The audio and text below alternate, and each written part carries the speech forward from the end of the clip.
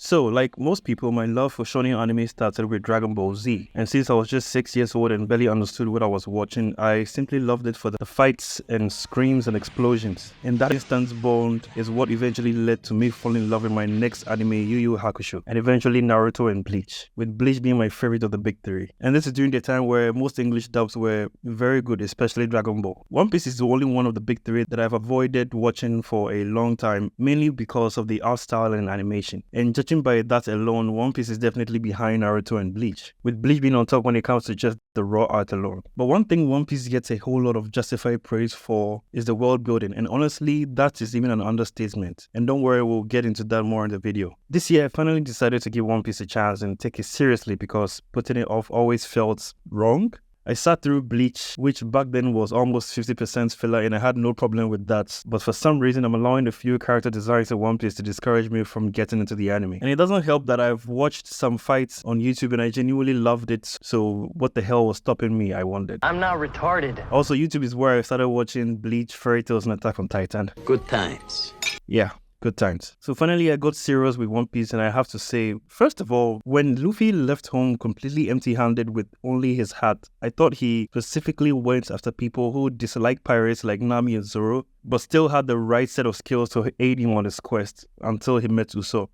Nami is introduced first as a thief, an opportunist, a narcissist, basically everything every guy hates about broke girls. Men fuck broke bitches all the time. And then the story goes on to show us why she acts the way she does, her family struggles, and the burden of her town she carries all by herself, and then you end up feeling bad and falling in love with her character. To a very large extent, the evil deeds she does for the fishermen pirates is justified, especially when you compare her to someone like Robin, who I'll talk about in great detail in part 2. It's admirable how much Luffy is willing to fight for people he wants to join his crew, even to the brink of death. He may be an idiot, but once he calls you friend, he's basically calling you family, because that guy will die for you. I'll die for this shit too. And imagine declaring someone an enemy of the government and then you send them a picture and it's Luffy smiling like this. One thing I've never really understood about anime, which is very common in old anime, is adult voice actors trying to sound like animals or babies. And I keep thinking to myself, why couldn't they just get a recording of a baby crying on an animal making its natural sounds and use that instead of having voice actors try so hard to sound like those things? And this isn't just common in old shonen anime like the big three, but modern anime like Demon Slayer also do this. And the only justification I can think of it is that they do this to give the animals a personality and make it something the audience can still relate to. But to this day, I still find it odd hearing an adult trying so hard to sound like a bird or a dog or a baby. The Grandpa Dragon's arc is so boring that I honestly won't talk about it much. The only important thing I remember is that he may be connected to a sea king somehow.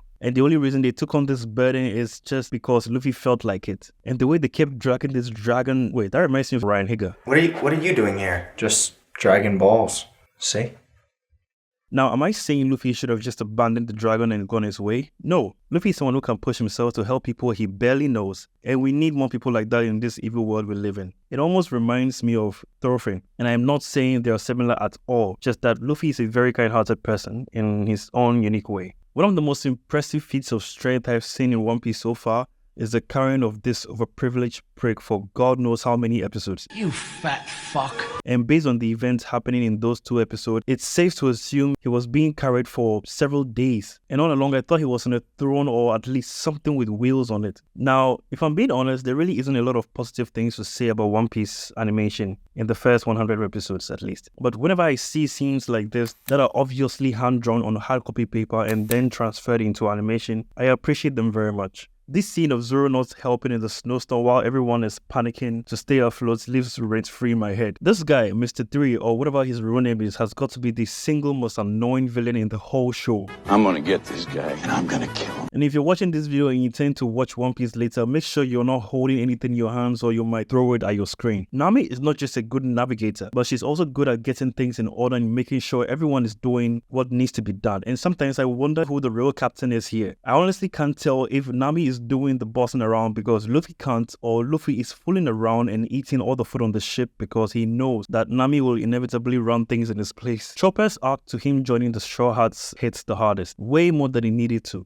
I cried cried like a baby. His arc also adds a whole lot more meaning to the pirate flag and shows how different pirates use the flag to represent different things in their life. And now I see why he has such a huge fan base among One Piece fans. And I even ended up being super invested in his relationship with the doctor he follows around, and Dr. Rin. And I could argue that this is one advantage of long-running shonen animes like this, because they're able to properly flesh out and develop a lot of characters that deserve it. Yo, I take back what I said about Mr. 3. This dickhead is the most annoying villain. I need a gun. And the fact that he is such a brain fart man-child is even worse. Also, please let me know if One Piece fans being this annoying only gets worse from here, because I swear this guy makes my blood pressure rise. Now, I know this is a very normal thing in the One Piece world, but there are moments when I honestly have to question the character designs because they're just not that good. I wouldn't say terrible, but just not the best on the big three. I say that, but I'm fully aware that the over-exaggerated character designs work so well for the world of One Piece. Also, there are moments where it works a little too well, if you know what I mean. I can mimic anyone.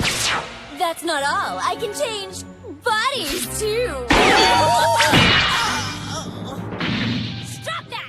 Mr. 2 is a friend we all need. Luffy is so much of a dumbass that he sometimes reminds me of Captain Jack Sparrow. Just that his level of idiocy is 10 times worse because he's a teenage boy. And his only saving grace is that the people he works with know what they're doing most of the time, and he's also the one who brought the whole band together. By the way, my favorite character in the first 100 episodes has got to be Chopper. Watching One Piece has taught me that even as a big anime fan, I need to keep an open mind to give certain anime a chance. And I'm saying that not just because I genuinely enjoyed One Piece, but also because I was watching it and I realized that a lot of my friends have also closed off their mind to certain anime out there that I have seen but they refuse to watch, and usually don't have a good reason as to why that is. For instance, I have a friend who's completely refused to ever watch Goblin Slayer, and I asked him why, and I thought he'd say something about the concept or the animation, but instead he said he saw a clip of the R-word scene in episode 1 on social media and he lost interest. Keep in mind, this is someone who has watched and enjoyed Berserk and used to love talking about it in high school.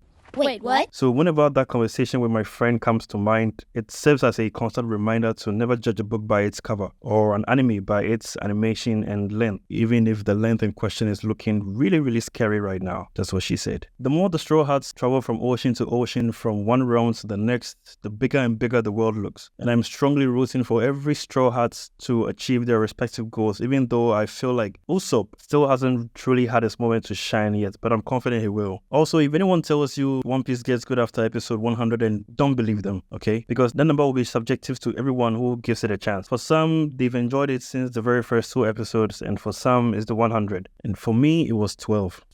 Thank you guys so much for watching. Give this video a like and subscribe if you enjoyed it. I'm Achilles, and I'll catch you guys in the next video. Peace.